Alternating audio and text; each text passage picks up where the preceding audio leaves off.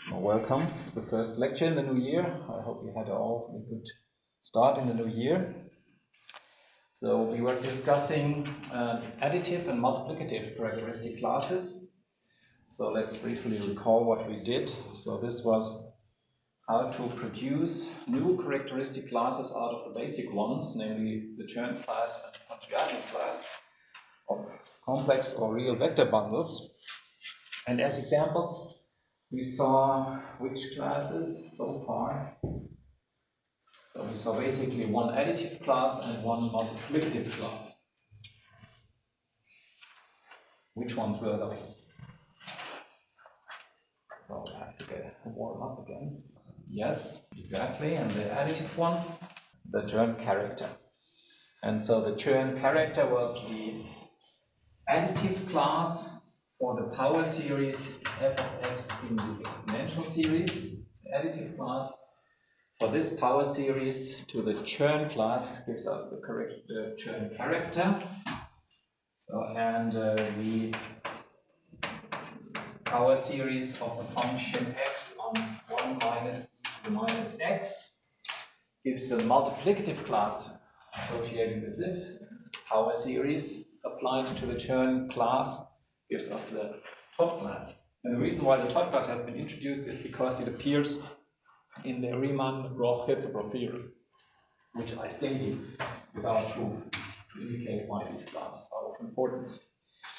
Now today we'll look at two more examples of such classes. Both will be multiplicative classes and both will be associated with the Pontryagin classes. So they are classes for real bundles. And the first one is associated with the following power series, which I call little a head of x. So that's the power series given by square root of x on 2 divided by sinh, parabolic sine function applied to square function.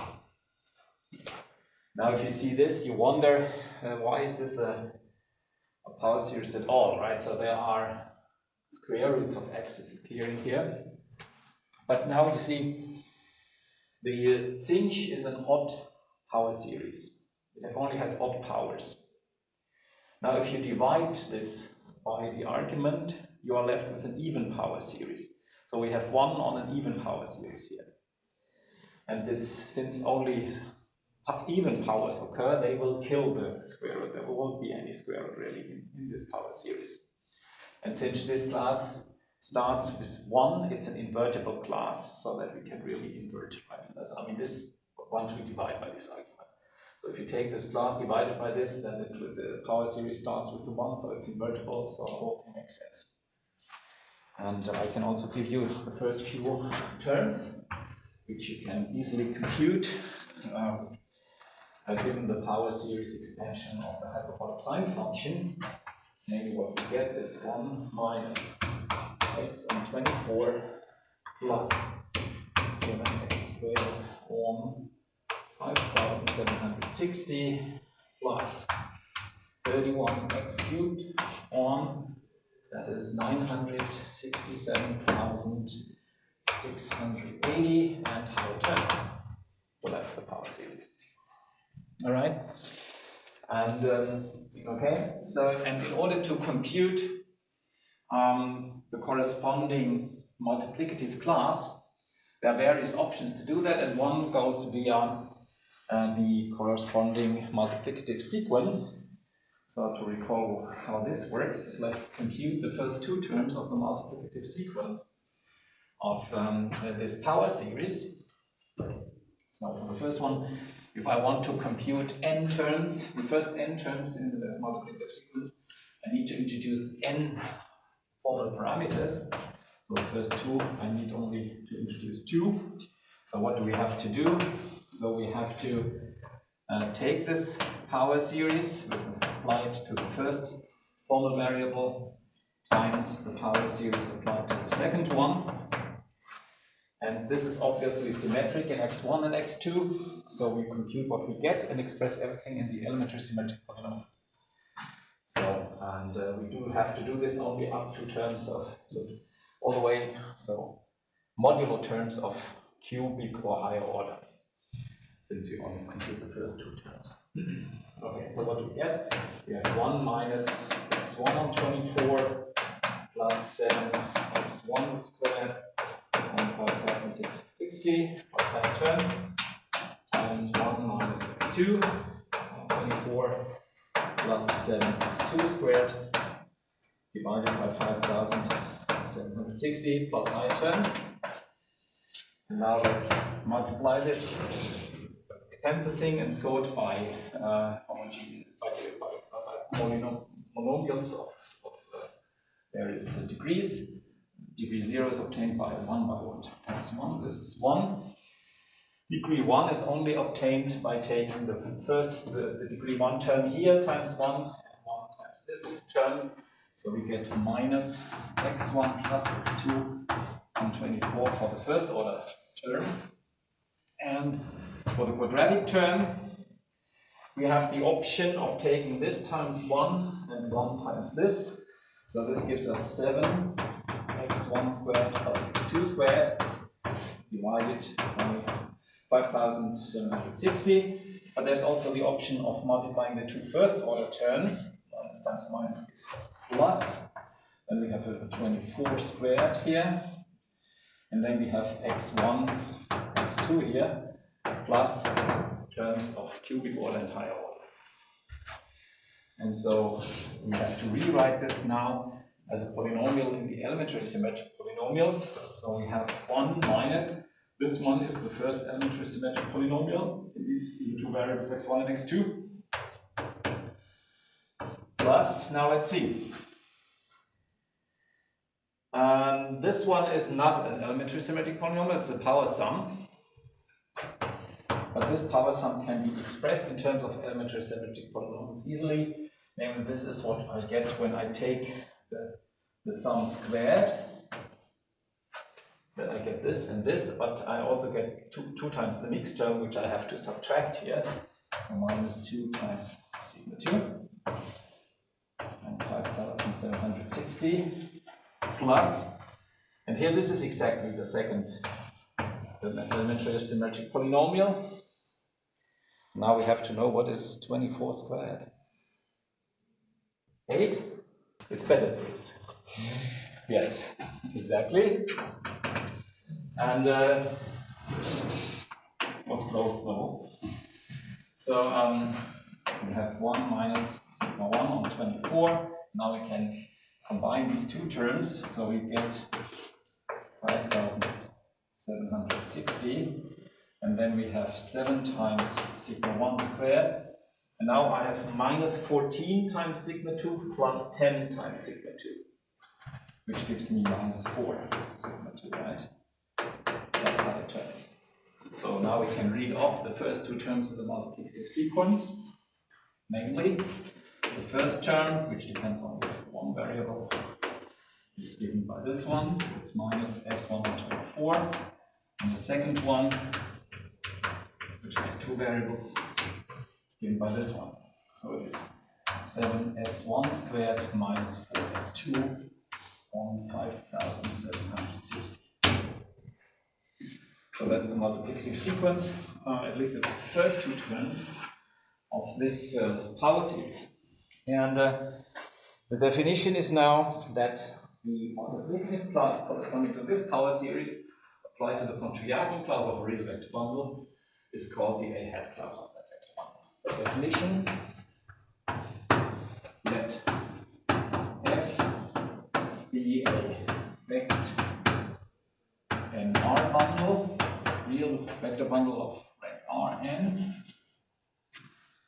and then the multiplicative class corresponding to this, which is by definition given as take the logarithm of the Pontryagin class, form the logarithm, then apply this homomorphism lambda for the logarithm power series to it, and then exponentiate. So that was the definition. So this is the corresponding multiplicative class, and this is called a hat of F. and is called the A hat class of F.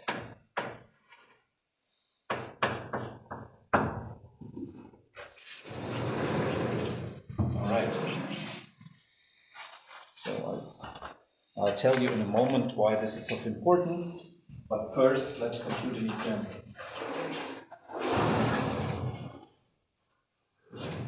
For this A hat class.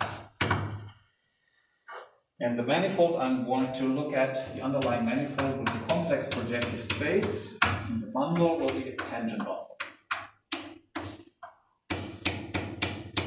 So regard it, maybe I should not use the letter n here because I regard this as a real vector bundle and then it has rank 2n. So maybe I call this n, and then the n here will be 2n.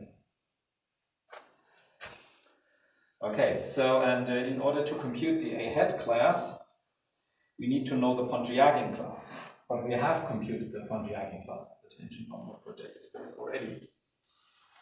So the Pontryagin class of tangent bundle of CPN.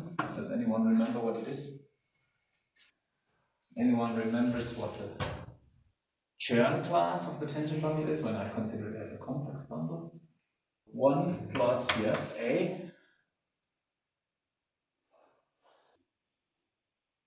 This n is m now. Almost. M plus 1. But we have to compute modulo A to the m plus 1 always. But nevertheless, this of course changes the coefficients. Take a different path here. So that is the Chern class. And the Pontryagin class of a real bundle, which is the realification of a complex bundle, is easily computed from the Chern class. Namely, it's given, as we did, by the Chern class of the bundle times the Chern class of the conjugate bundle. So and that would be this expression times 1 minus a to the m plus first power. And so this would give us 1 minus a squared to this power. But then there's this additional sign convention in the Pontryagin class that we flip signs whenever the dimension is not divisible by 4, which turns this into a plus. So that's the formula.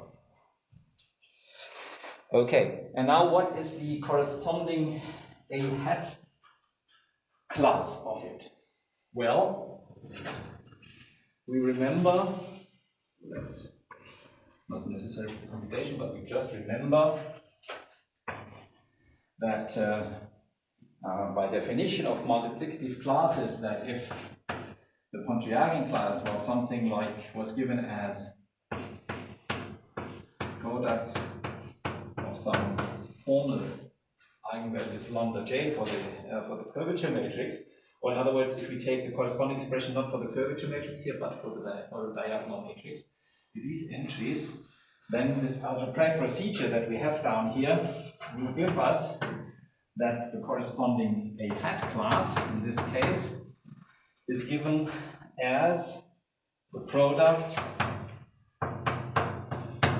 of applying the power series to these eigenvalues. Yeah, so this is the formula for the result of this algebraic procedure in case you insert a diagonal matrix. And then, in this particular case, you can apply this formula because you can just take this product as a product from 1 to n plus 1. And for your lambdas, you insert a squared. And what you get here is a squared for j equals 1 to n plus 1. So in other words, what we, and this is the same now for all j. So, and the power series is this power series here. So what we get in this particular case, square root of a squared gives us a on 2 divided by sinh of a on 2. its first power. So that's what we get. And this can now easily be evaluated for particular values of m. Let's make a table for the first values. So we have here a hat class of the tangent bundle of CPM. Alright, so for m equals 1, I just have to take this power series and square it and expand it. But I always have to take the expansion only modulo powers of a to the m plus first order. So if m is equal to 1, a to the cubed a squared is already 0. So this is why this is only the leading term. A squared is already 0.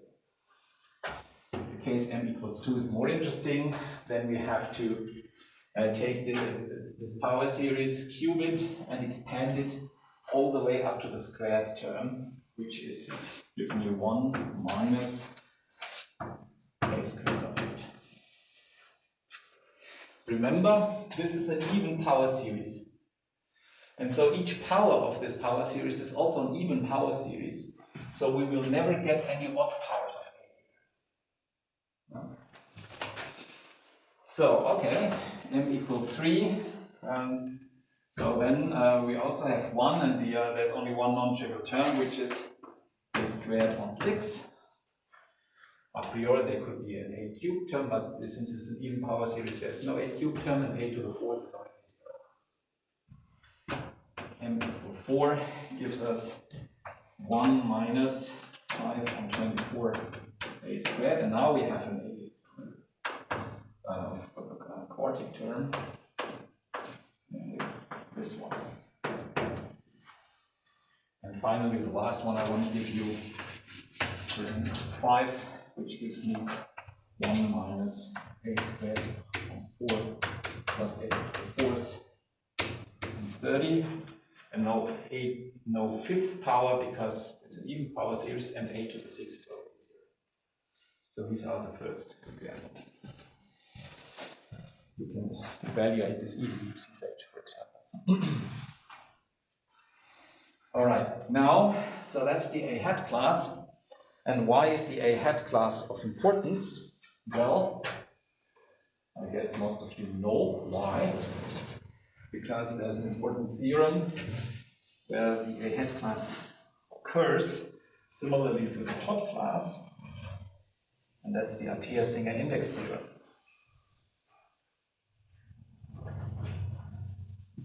And let me briefly formulate it without going into details. Next semester there will be a lecture course on spin geometry where we will look at details of the Atiyah-Singer index theorem. But for now, let's just write it down.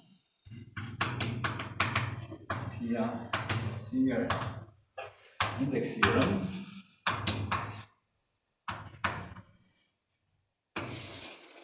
So let M be a compact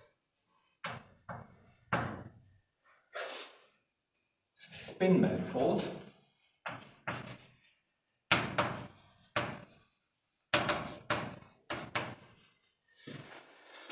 and I'm not going to explain what spin means for now. We will do this next semester.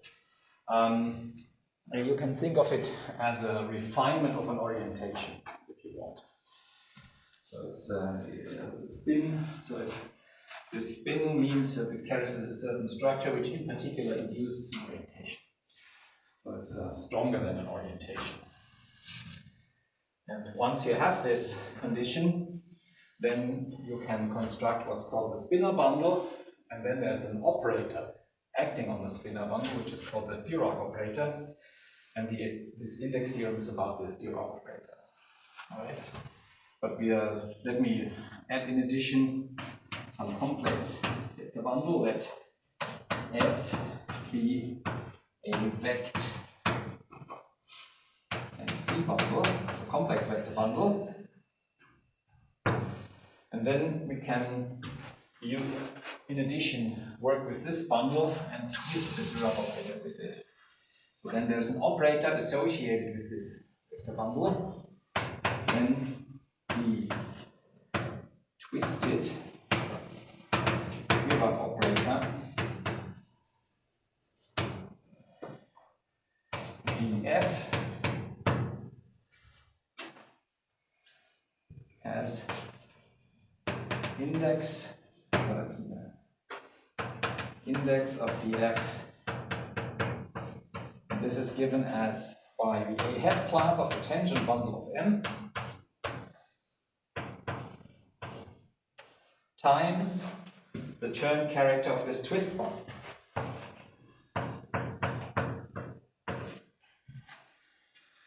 So this is a cohomology class which comes from the Pontryagin classes of M. So here M does not have any complex structure. So that's a real vector bundle, and we have this characteristic class associated with it. This bundle, this twist bundle F, is a complex vector bundle by assumption, so it has a Chern character. And so we have these two cohomology classes, we multiply them and integrate them over the manifold. This can be done because M is compact and oriented. The spin induces an orientation, as I said. So this integration, this gives me a number. And this number turns out to be the index of this operator. And the index means it's the dimension of the kernel minus the dimension of the co-kernel. It's the threshold index. Okay, so you may not know what the Dirac operator is and why it has an index at all, why it has a finite dimensional kernel, etc. and so forth. Believe me, just for now, there is an important operator which has an index, and this index can be computed by this quantity. A priori, the index is an entirely analytic object. It's about the kernel of an operator, so it's about a solution, the dimension of a solution space of a differential operator. And this is what we are dealing with in this lecture course. This is a topological quantity, basically. It's given by characteristic expressions, characteristic classes. So that's the Atiyah-Singer index theorem. And if you want to understand this more, then I invite you to attend the spin geometry class next term. I'm mentioning this at this point only because I want to justify why one looks at this A hat class at all, right? Because it pops up here. An interesting special case occurs when this bundle is the trivial line bundle, because then you have the untwisted operator, and then this Chern character. What is the Chern character in that case? If F is the trivial line bundle, trivial complex line bundle, what's the Chern character of the trivial line bundle?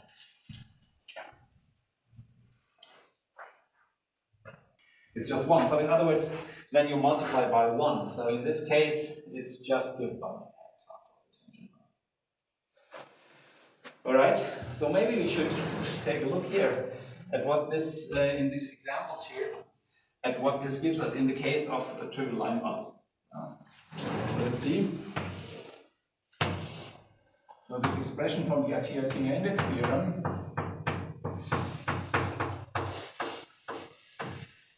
So there's no Chern character, it's 1. So, and in order to read this off, we have to know what happens. So, first of all, when we integrate over our base manifold, which part of this mixed form or mixed class do we have to look at? Not all terms in this expansion matter. Remember, this is given by take a representative of this class by a form and integrate.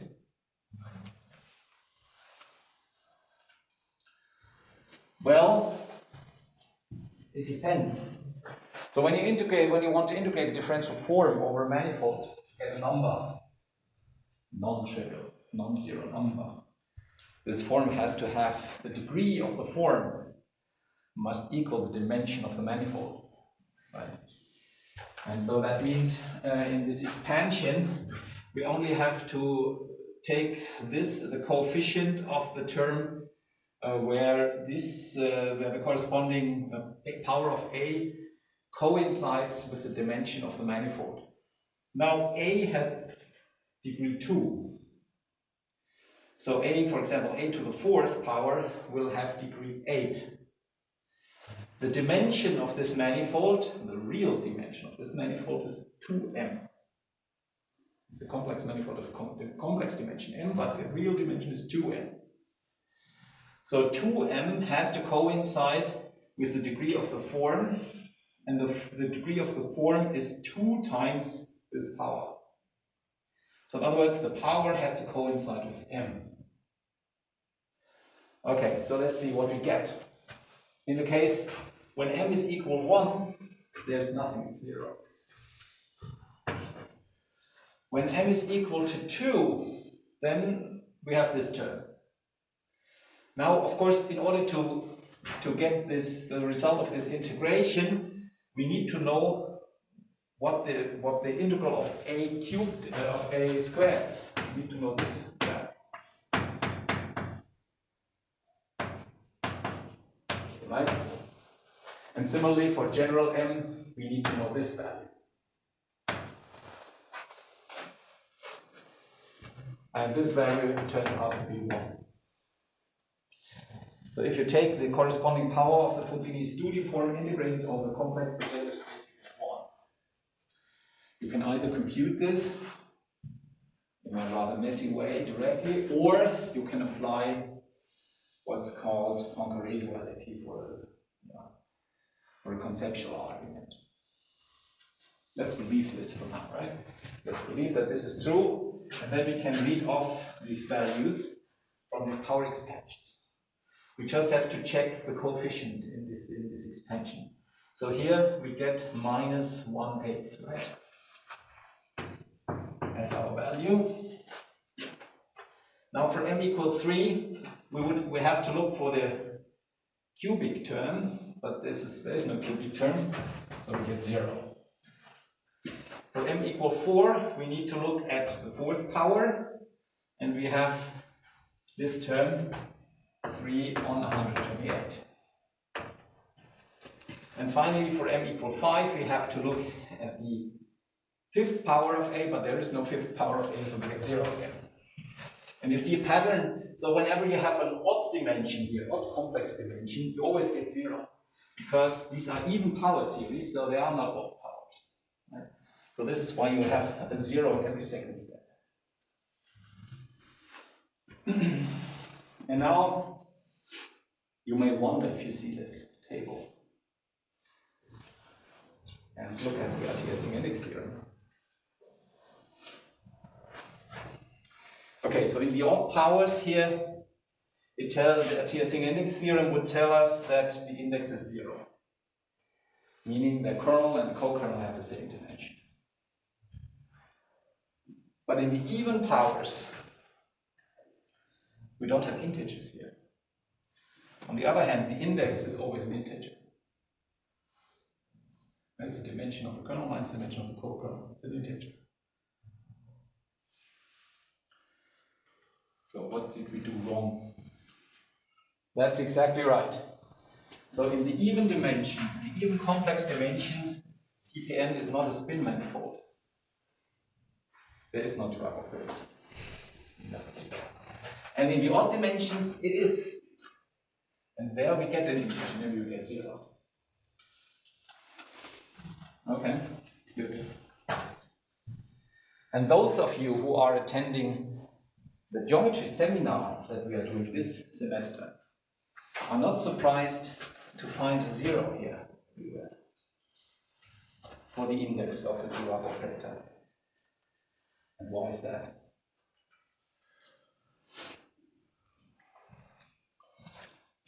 So this cannot be, I mean, from the material of this lecture course, you cannot answer this, but if you attend the geometry seminar, then you expect the result to be 0. Why? Yes, but, well, it's not self-adjoint. It's not true. I mean, the Dirac, so what we are looking here is the Dirac operator mapping positive chirality spinors to negative chirality spinors. So the full Dirac operator is always self-adjoint, but we do not, this is not the index, then we would always get 0, no matter what. So that's not the reason. It does have positive scalar curvature. In fact, it has even positive sectional curvature, which is much stronger. And for this reason, then the Weizenberg formula will tell us that the index of the operator must be 0. Well, we have to write down a metric, and this is the Fubini-Studi metric, which you can get out of this Fubini-Studi form that we have introduced. And this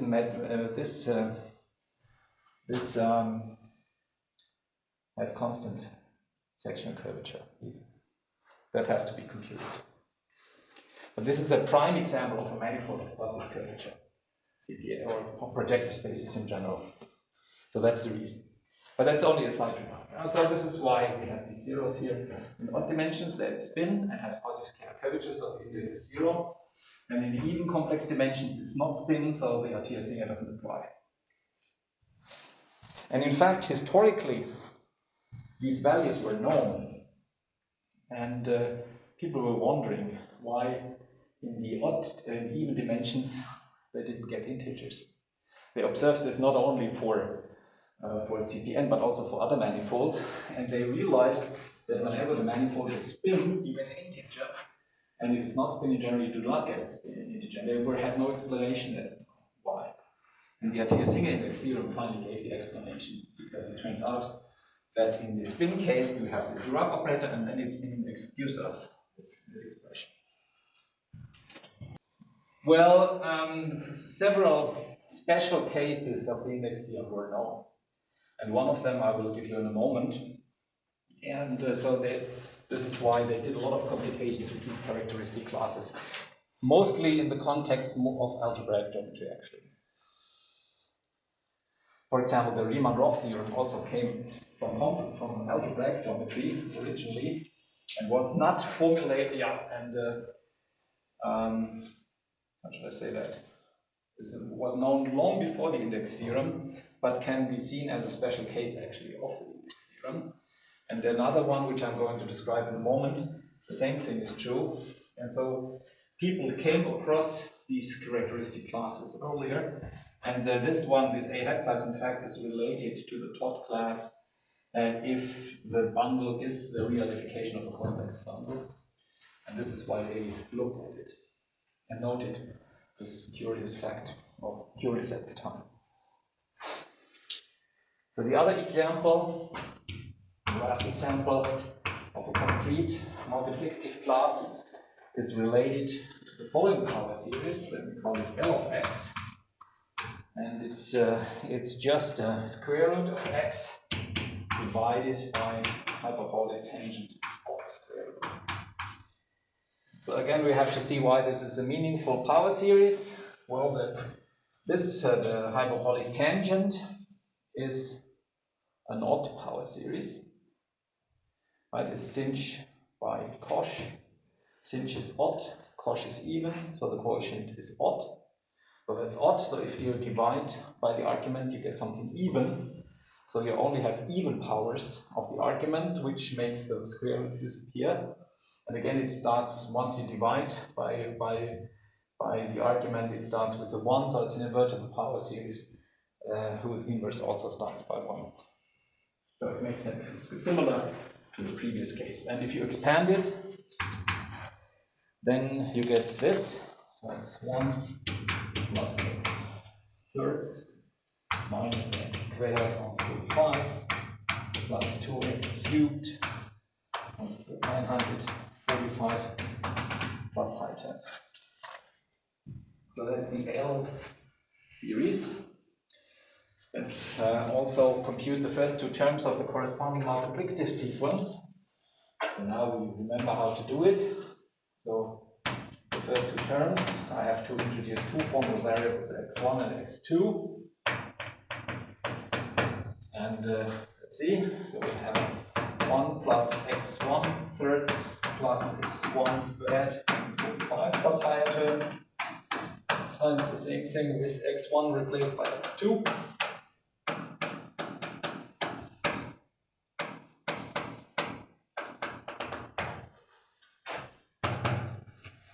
And now let's multiply, expand the thing, then we get 1 times 1. The linear term, oops, this is this here, right? And what did I do? There should be minus here, so did I get this wrong now? Here, the minus is here. Sorry. Okay, now the linear term is this times 1 plus 1 times this, so we get x1 plus x2 on 3. The quadratic term, we have these two quadratic terms, which give me x1 squared plus x2 squared on 45, but we also have the linear terms multiplied with each other, so that gives me x1, x2 on 3 by times 3, which is 9, plus higher terms. So then this is 1 plus, so that's the first symmetric algebraic polynomial. Now here, so let's see what we have. So we have, this gives me sigma 2 times 5, we get 45, so this is 5 times sigma 2. From this term and here, we have minus. Then again, this is a power sum, so that's the same thing as sigma 1 squared minus 2 times sigma 2. Plus higher terms.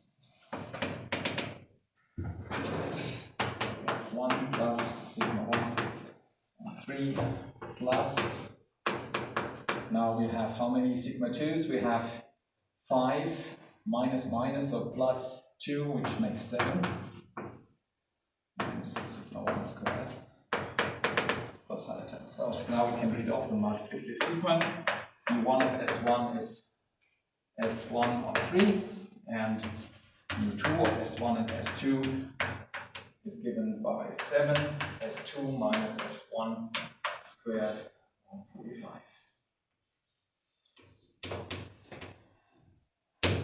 Alright, so that's the multiplicative sequence.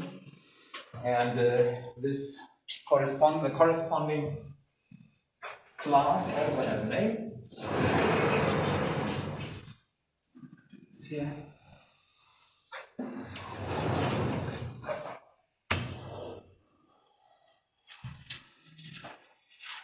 Definition.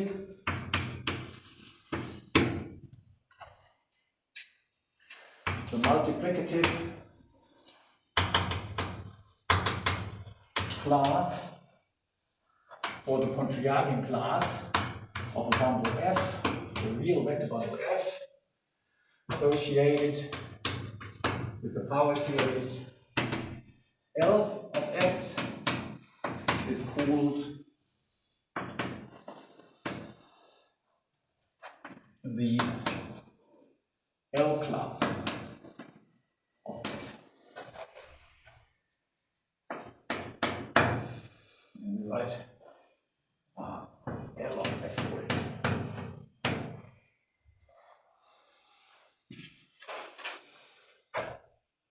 That's a notation. L class. And what's the reason for looking at this L class? The reason is that it pops up in another important theorem, which I want to explain next. And that's the signature theorem. And before I can formulate the signature theorem, I have to tell you what the signature is. So definition, let M be a compact, oriented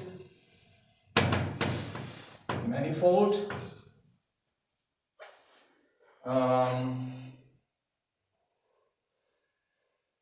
of dimension divisible by 4. Dimension of M being, let's say, 4k. And then we can do the following thing. we look at the cohomology of half the degree.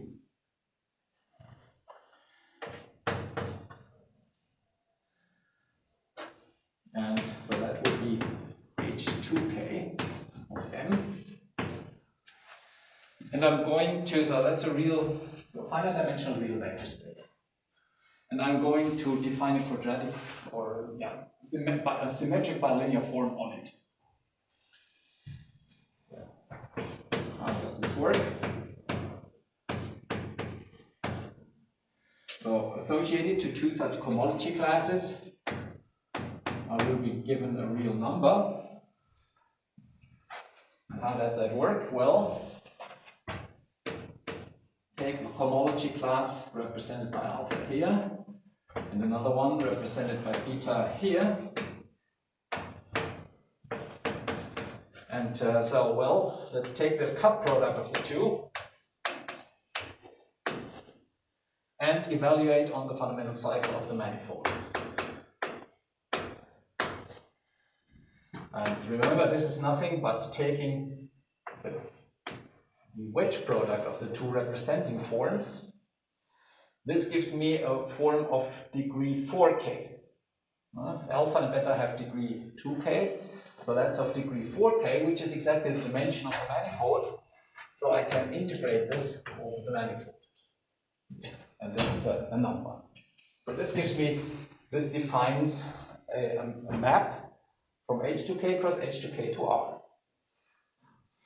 Now obviously this map is linear because the cut product or the wedge product are linear in both arguments.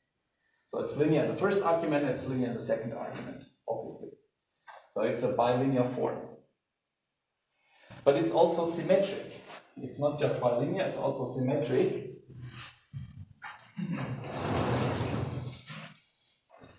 Because alpha and beta also have even degrees. So if you interchange alpha and beta, there will be no sign. If they were both of odd degree, then this would not work, right? Then if you turn it around, you would get a sign. This is why I want, and they have the same degree, so this is why I'm restricting myself to the case where alpha and beta are also of even degree. So that manifold has to be of dimension divisible by 4. Okay, so that is a symmetric bilinear form on the two-case cohomology. And whenever you have a symmetric bilinear form, you have its signature. So you can bring it in a normal form with ones and minus ones and zeros on the diagonal, but there are no zeros because this is actually a non-degenerate form, which is again a consequence of Poincare duality. So it has positive and negative eigenvalues, and the difference of the number of positive and negative eigenvalues is called the signature of the quadratic form. And so that's what we are looking at, the signature of this quadratic form. So then the signature of V, so I have to write small now, non-degenerate symmetric bilinear form given here on two-case cohomology. This is called the signature of the manifold, called the signature of M.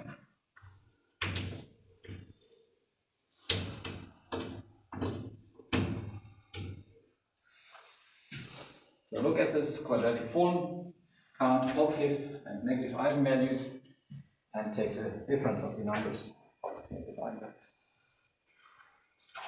So that's the signature. An interesting invariant of such a manifold.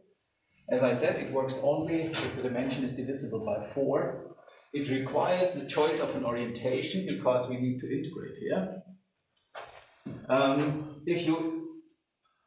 If you reverse the orientation, then this would have the effect that this gets replaced by its negative.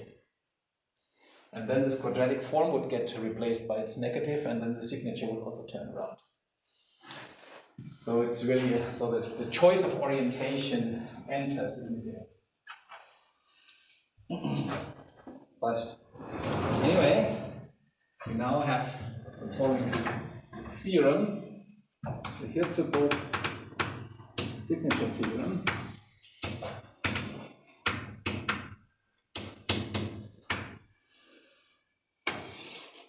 So in this case, the signature,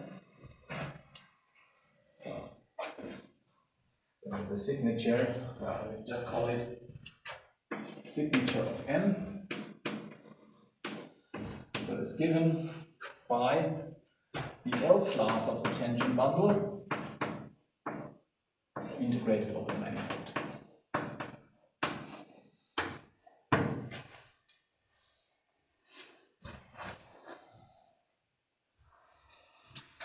Also here you see the L class of the manifold does not see the orientation of the manifold. Here orientation plays no role. But this fundamental cyclic flips sign when you reverse the orientation. So you also see that reversing the orientation gives the whole thing a sign.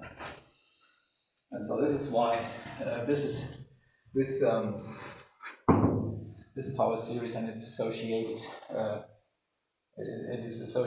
multiplicative class are of importance. One can also see the signature theorem as a special case of the Atiyah-Singer index theorem, but this requires some extra work because you have to relate the signature of this quadratic form to an index somehow. Can be done. I don't do it here now, but then it turns out that it's actually also contained in this Atiyah-Singer index theorem. But anyway, historically, one had this theorem prior to the index, to the general index.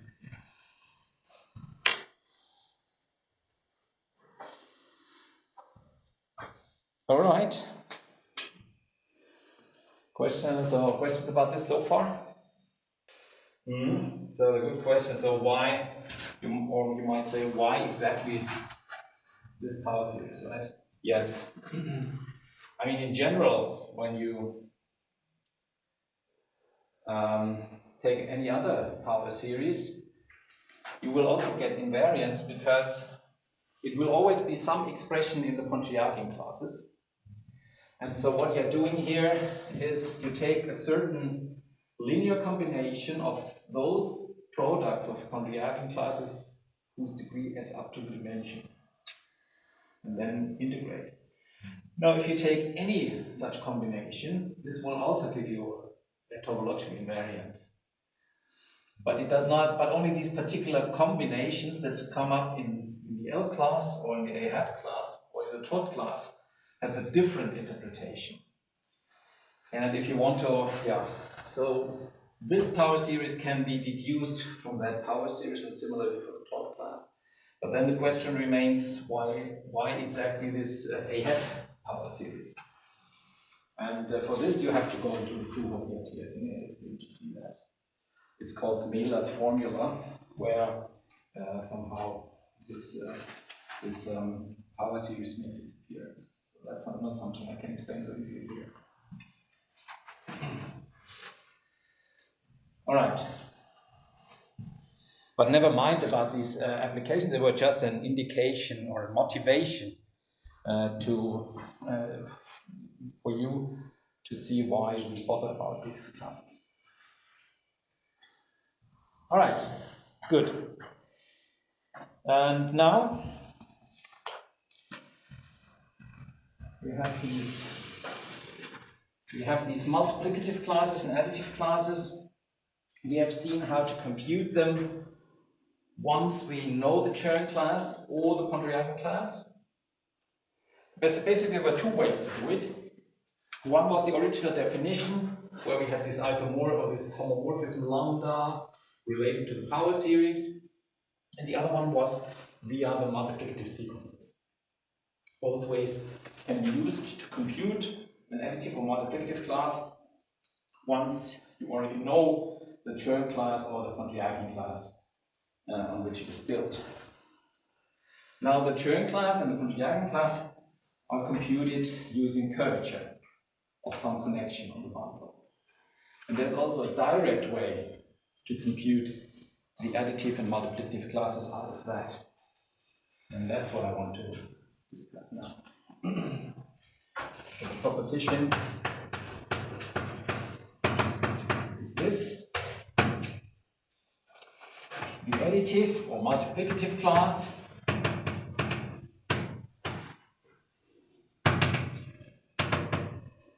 so let's do the complex case first. A class of a vect and C bundle F corresponding to or associated with the power series F. In principle, it would be any power series with complex coefficients. But it always should start with 1, right? This was a restriction we made. It starts, the constant term, the zero order term, is always 1. So that means f0 is 1. Such a power series is represented by the following differential form.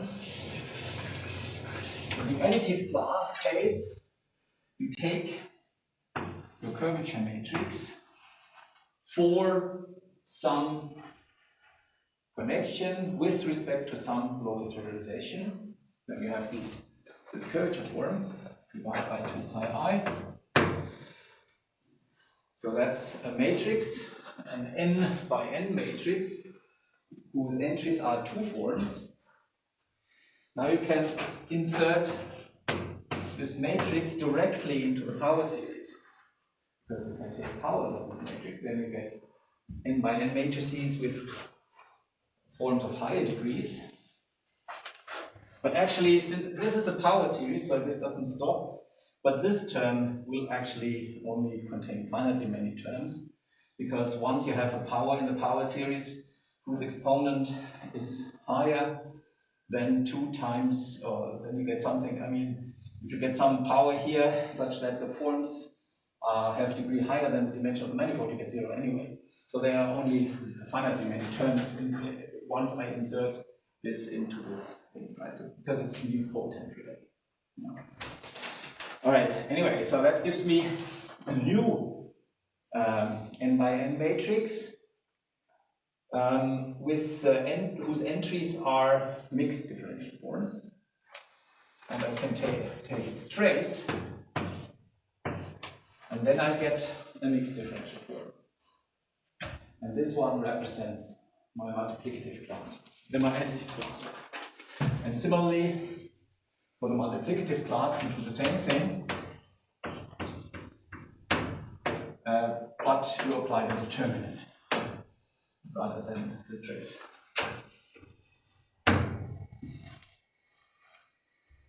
So if you have the curvature form, if you have computed the curvature form with respect to some characterization, and you're only interested in the multiplicative class for some particular power series, like the head class, for instance, well, no, now we have a complex case. Let's say the top class, or the term character, the additive class.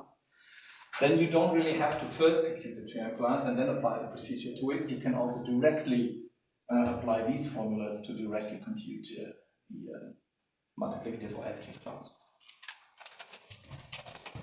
Okay, so let's prove that.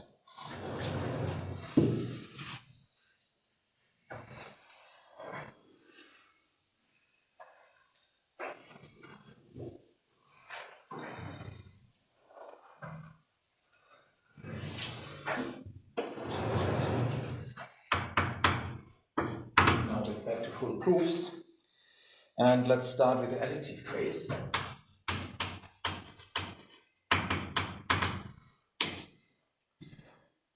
All right, so now remember, the additive class is obtained from the Chern class by some algebraic manipulation. And let's do this algebraic manipulation, but not already for the curvature form, but for some scalar form matrix first, and in fact for a diagonal matrix first. So, and then, so in order to get the germ class, what we had to do is we had to take the identity matrix plus this matrix and then take the determinant. So instead of taking this matrix, let's take a simpler one, namely a diagonal matrix. This is the symbol I used for a diagonal matrix if lambda is the vector of eigenvalues, lambda 1, lambda n. So let's take the determinant of that. So this represents, if instead of the diagonal matrix you take this matrix, this represents the germ class. But let's do it for this simpler matrix first. Okay, so of course that's easy to compute. That's just the product of 1 plus lambda j's. These lambda j's are the eigenvalues here in this vector lambda. And now let's do this algebraic manipulation that we have to do in order to get the additive class. So what do we have to do? First, we have to apply the logarithm to it. So if I apply the logarithm to that, then the product becomes a sum. And then I have the logarithm of 1 plus lambda j, which is this power series, remember? Namely, so this starts with lambda j minus lambda j squared on 2 plus lambda j cubed on 3, and so on. So that's the first step. Then we have to apply this lambda homomorphism, where the power series enters. And for the lambda f, and if we do that,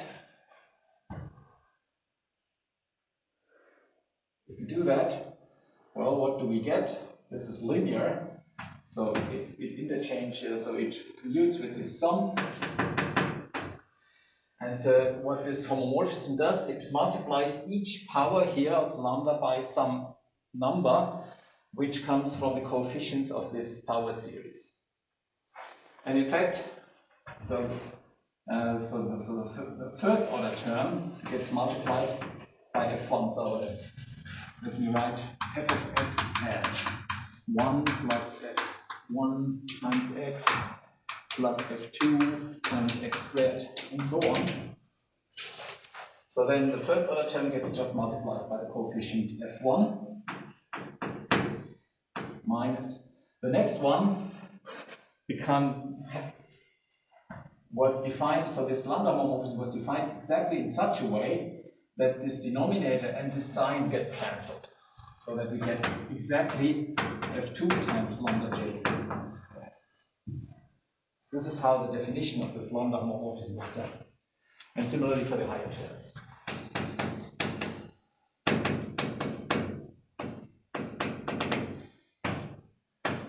So that's what we get. And now we see this is nothing but, let's say sum. This is nothing but inserting lambda j into our power series, except that we don't have the zero order term here. The zero order term is missing in this formula. And the zero order term would be 1. So I have to subtract 1 here. Right? And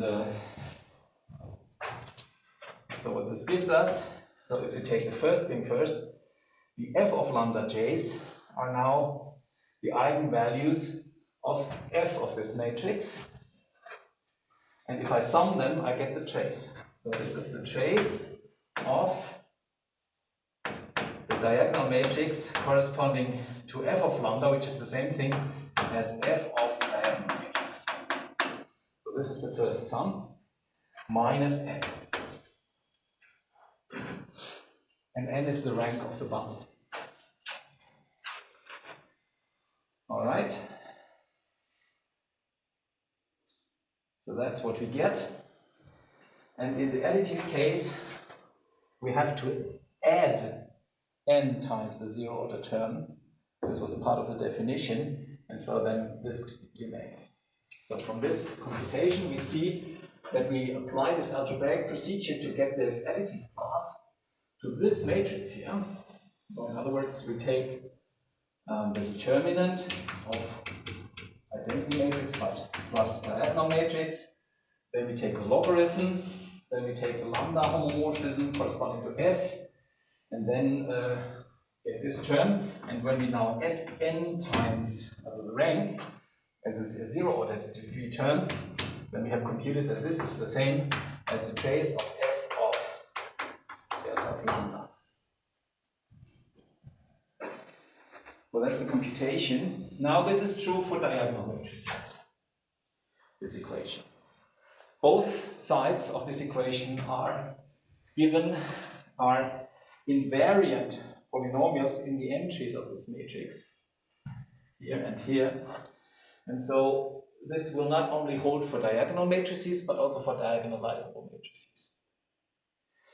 Diagonalizable matrices are dense in all matrices. Both terms are continuous in the entries of the matrix, so it holds for all scalar n by n matrices.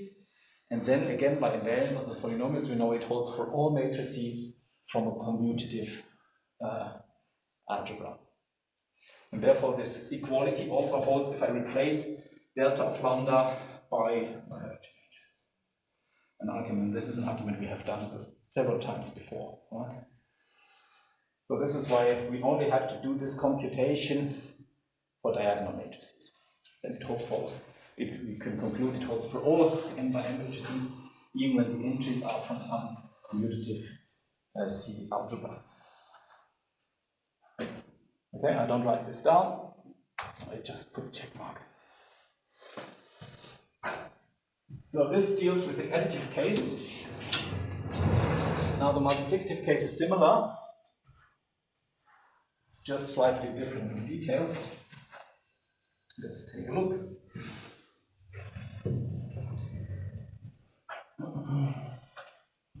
In the multiplicative case,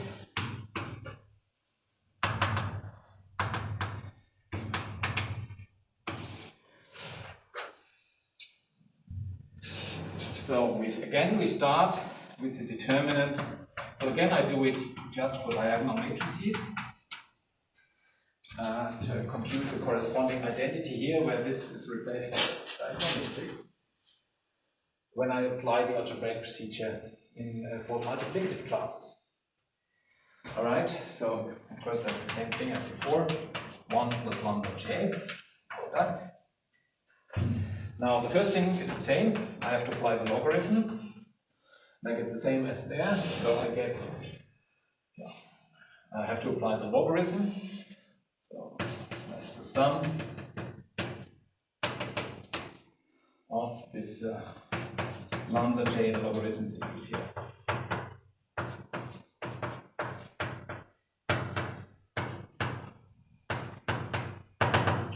Right? And now we apply the lambda homomorphism, but not for the power series itself, but rather for the logarithm of the power series.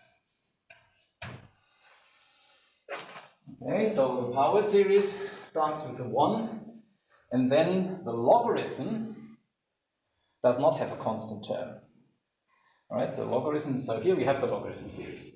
So the logarithm series for something, 1 plus something, is given by this expression.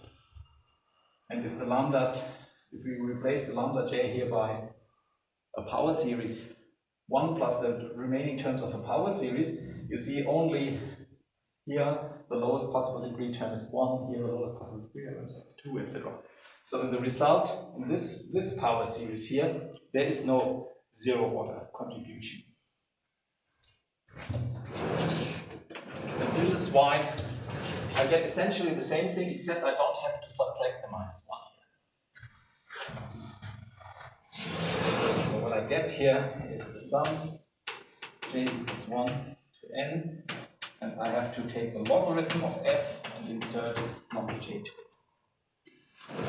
Here I had to remove the 1, because here the 1 is not present, but in f of lambda j, the 1 is present because the power series contains the 1. But the power series we are using here does not contain the 1. And that's why I don't have to subtract anything.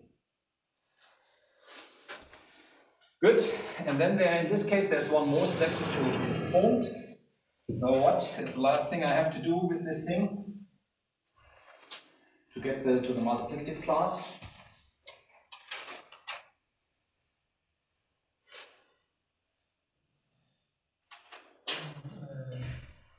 Use the exponential?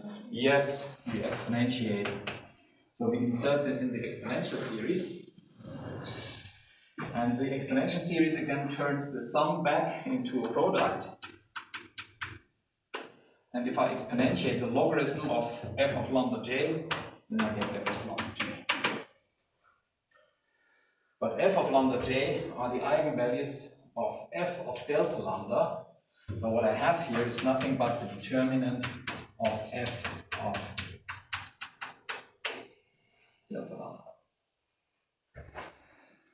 And now the same argument. So we have checked the desired equality for diagonal matrices.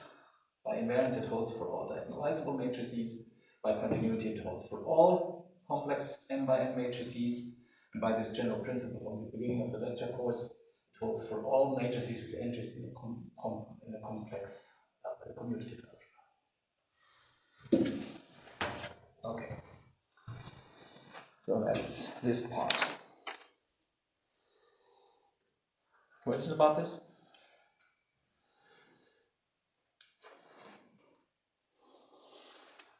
So this tells us how to compute in the complex case. In the complex case, how to directly compute the additive or multiplicative class from the curvature form of some connection with respect to some block factorization. And if the thing is in the for real bundles, then our classes are derived from Pontryagin classes. And we've never really discussed how the Pontryagin classes are represented. The definition was such that we said, okay, complexify the bundle, take its Chern class. And, well, so before coming to additive and multiplicative classes, maybe let's look at the Pontryagin class itself for a moment.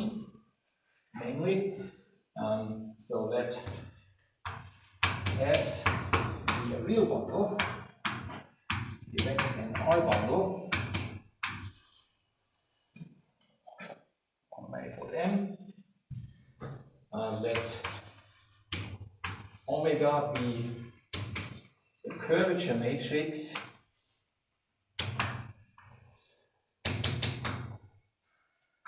for some connection on F with respect to Taylor factorization.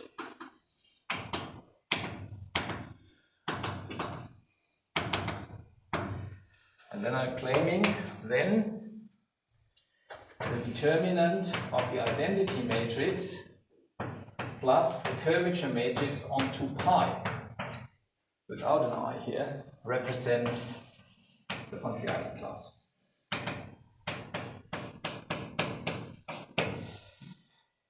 So the I has disappeared.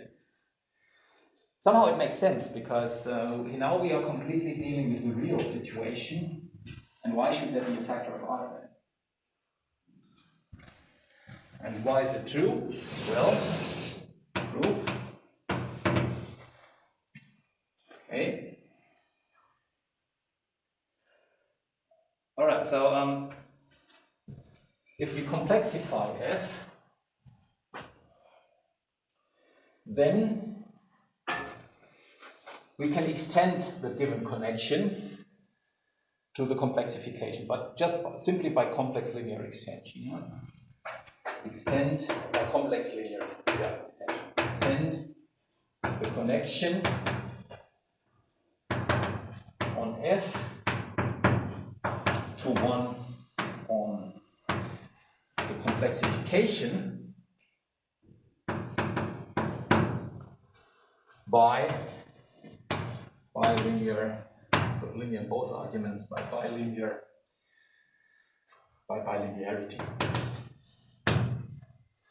I mean, the sections of complexification of f are the same as the sections of f itself, except that you allow complex valued coefficients. And okay, but the connection can in an obvious way be extended. And now we have a local trivialization. This is the same thing as having a local frame, right? So the basis, so local trivialization means fibers are identified with Rn, and the standard basis of Rn then corresponds to basis in the fibers of the bundle. So we have a local frame. Localization is the same thing as having a local frame. Now, if you have a local frame for your original bundle, you can consider this also as a local frame for the complexification. It's just that the coefficients happen to be real rather than complex. So a local trivialization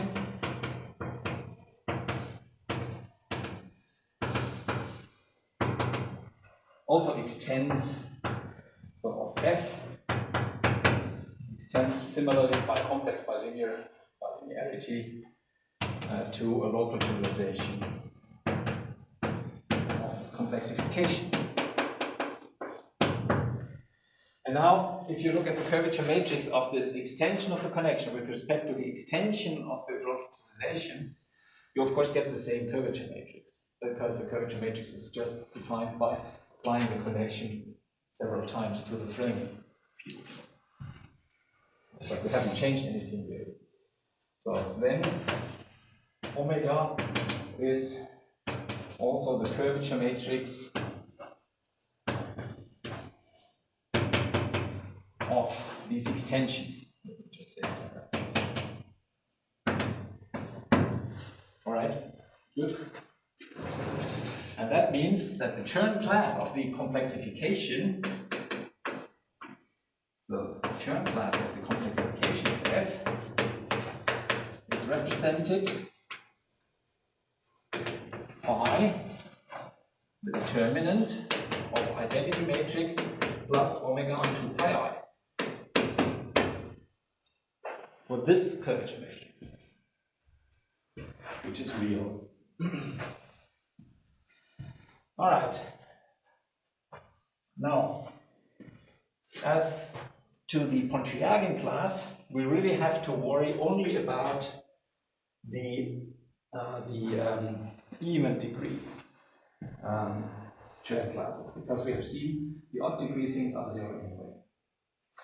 And in even degree, we have a sign flip whenever the degree is not divisible by 4, if it's congruent 2 modulo 4 rather than 0 modulo 4.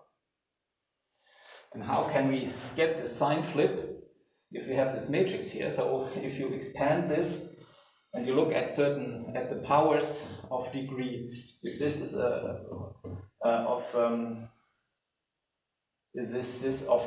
degree divisible by 4, then this I doesn't make a difference. If the degree is congruent 2 modulo 4, then the factor of I gives you a minus sign. But this minus sign has to be flipped in the definition of a Pontryagin class. And so removing the factor of I does exactly what we want. It does not change the degree parts divisible by 4, and it does give a sign to the degree part congruent 2 modulo 4.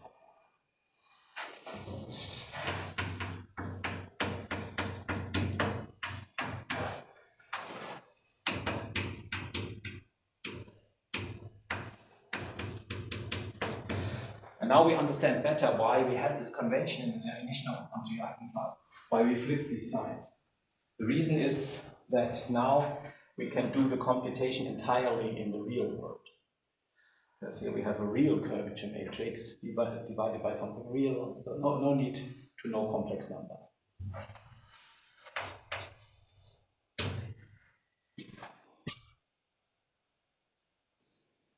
Well, the odd degrees, we already know that the cohomology classes in the odd degrees are 0. And so we know that if you look at this Chern class, the odd degree parts are closed forms. And whether you have a factor of I then or not doesn't really make a difference. Right? If you want to have the representing forms also to be zero, then you have to do what you are suggesting. Namely, choose a Hermitian matrix here. Or a symmetric curvature matrix, anti-symmetric. But for the statement as such, it doesn't really matter.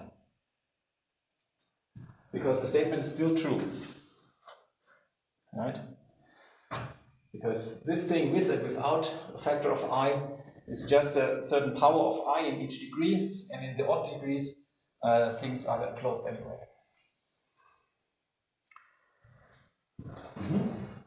All right.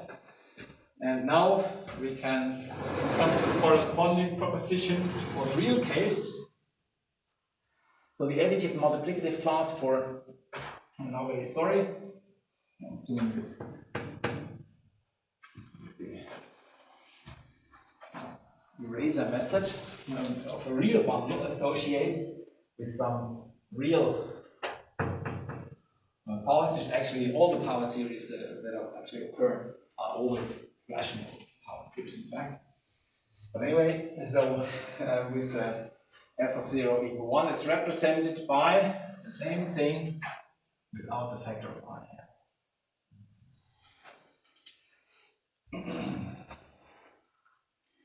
And it's the same proof, right?